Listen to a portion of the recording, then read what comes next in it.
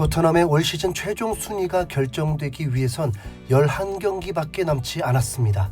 토트넘이 4위에 오르지 못하면 토트넘은 또 다른 변화를 겪어야만 합니다. 먼저 콘테 감독은 우선 안심시키듯 계약 기간까지는 무조건 토트넘에 남을 거라고 했지만 인터밀란에서 우승을 시키고도 떠나버렸던 걸 감안하면 콘테의 거취도 장담할 수 없습니다.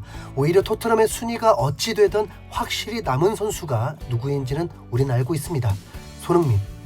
많은 팬들은 손흥민이 더 높은 클럽으로 가길 원하지만 솔직히 더 높은 클럽에서 손흥민을 부르질 않습니다.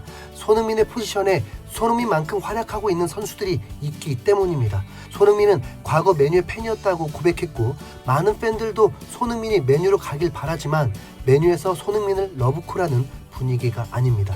오히려 메뉴에서는 최근 다음 시즌을 대비하기 위해 한 포지션에 주목을 하고 있습니다. 매해 우승을 목표로 하지만 수년째 겨우 챔피언스리그에 진출하고 무리뉴 감독 시절 유로파리그 우승 커리어가 전부가 되어버린 메뉴가 확실한 스트라이커를 찾고 있는 중입니다. 카반이라는 선수를 2년 계약하면서 올해 계약이 만료가 되고 호날두를 전문 스트라이커로 활용하기에는 본인도 원치 않고 구단 입장에서도 37살 호날두를 전폭적으로 지지할 수는 없다 보니 확실한 득점 기계를 찾고 있는 중입니다.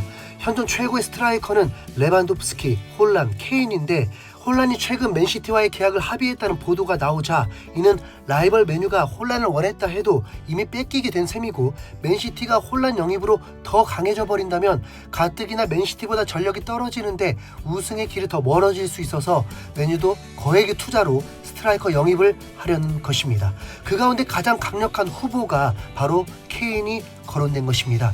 현재 리그가 진행 중인 상황에서 토트넘 입장에서는 제대로 찬물을 끼얹는 보도일 수밖에 없는데 영국 매체 데일리 미러는 맨체스터 유나이티드가 홀란 영입 전에 주도권을 빼앗겼다. 라이벌 맨체스터 시티를 1순위로 점찍자 해리 케인 영입을 검토하고 있다. 케인은 지난해 여름 맨체스터 시티와 강하게 연결됐던 선수다.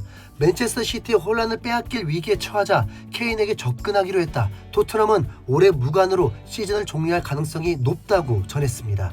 찌라시 같은 보도일 수 있지만 충분히 가능한 시나리오인 것은 맞습니다. 케인은 앙리와의 대화에서도 오직 우승을 하고 싶다고 말했고 어느 시점까지 우승을 경험하지 못하게 되면 크게 실망할 거라고 했는데 지금 케인도 전성기 시절을 겪다 보니 지금의 커리어에 만족이 될 수가 없는 상황입니다.